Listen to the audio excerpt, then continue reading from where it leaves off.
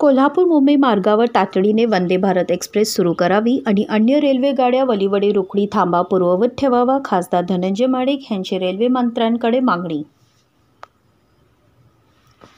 राज्यसभेचे खासदार धनंजय माडिक यांनी आज नवी दिल्लीत केंद्रीय रेल्वे मंत्री अश्विनी वैष्णव यांची भेट घेतली असून त्यांना कोल्हापूर रेल्वे स्थानक तसेच रेल्वे गाड्यांबाबत मागणीचे निवेदन दिले. कोल्हापूर ते मुंबई या मार्गावर प्रवाशांची नेहमी मोठी गर्दी असते, त्यामुळे ह्या मार्गावर धावणाऱ्या सर्व रेल्वे गाड्या नेहमी हाऊसफुल असतात.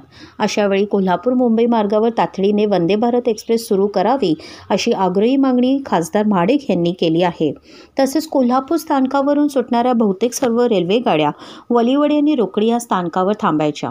मात्र कोरोना काळात हे थांबे रद्द झाले आहेत. शेकडो प्रवाशांची सोय लक्षात घेऊन ते पूर्ववत सुरू करावी अशी मागणीही खासदार माडिक यांनी केली आहे. रेल्वेचे पुणे विभाग मनमाडपर्यंत विस्तरित केल्याचं, कोल्हापूरहून शिर्डी साईनगरपर्यंत एखादी विशेष रेल्वे सुरू करता येईल का, ह्याच्याकडेही त्यांनी प्रश्न मांडला आहे. त्यातून हजारो भाविकांना मोठी सुविधा निर्माण होईल. सध्या मिरज ते परळी ह्या मार्गावरून डेमो ट्रेन सुरू आहे. ही गाडी कोल्हापुरातून सुरू करावी. कोल्हापूर मुंबई मार्गावर धावणाऱ्या कोयना एक्सप्रेसमध्ये 4 जनरल डबे वाढवावेत.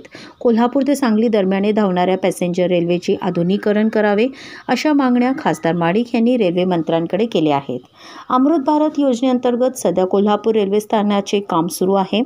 तेथे रेल्वे स्थानकावर राजश्री छत्रपती शाहू महाराजांचा पुतळा उभारावा अशी मागणीही खासदार माडिक यांनी केली आहे. सध्या कोल्हापूर ते नागपूर आणि कोल्हापूर ते धनवाड या मार्गावर धावणाऱ्या रेल्वे गाड्या कोल्हापुरात आल्यावर सुमारे 48 तास थांबून असतात.